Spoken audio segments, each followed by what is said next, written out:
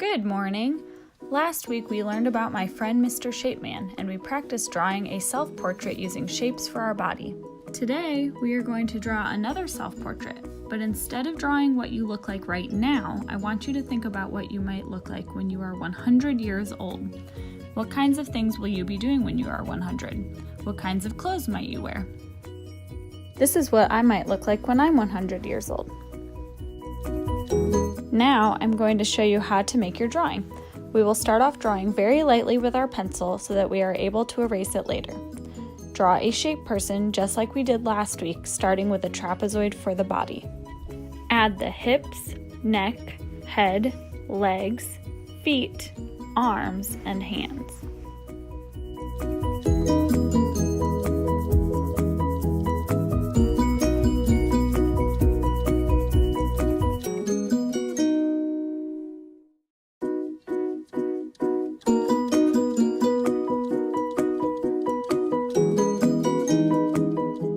Once you have drawn a shaped person, it's time to start making it unique.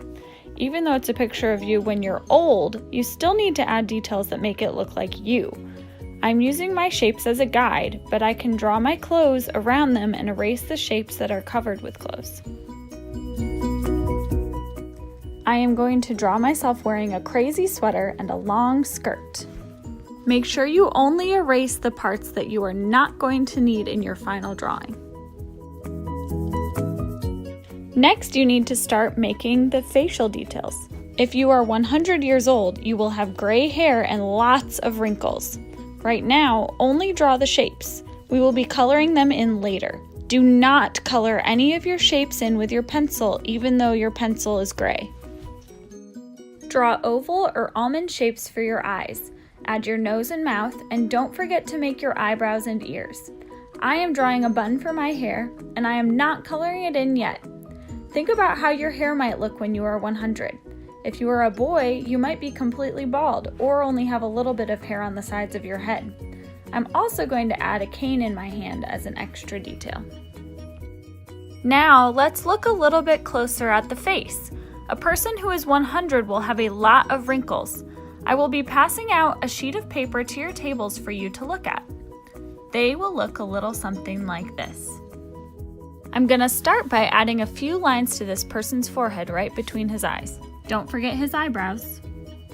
Next, I'm going to add some lines to his forehead. Some curvy lines on his cheeks, eyes, and lips will help give our drawings the effect we are looking for. Finish your drawing with ears and add some hair at the end.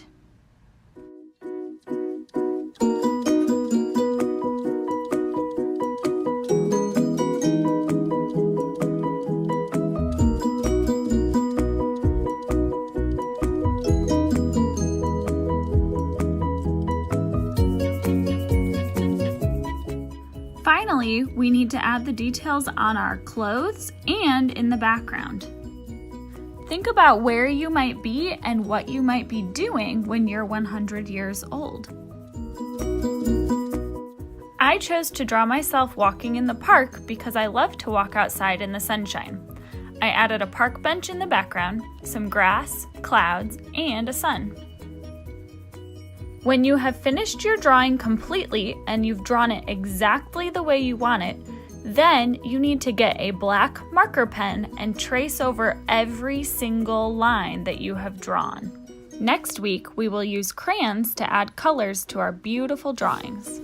Remember, start by drawing Mr. Shapeman, and you can add lots of details on top of it to make it look like a self-portrait of you when you are 100 years old.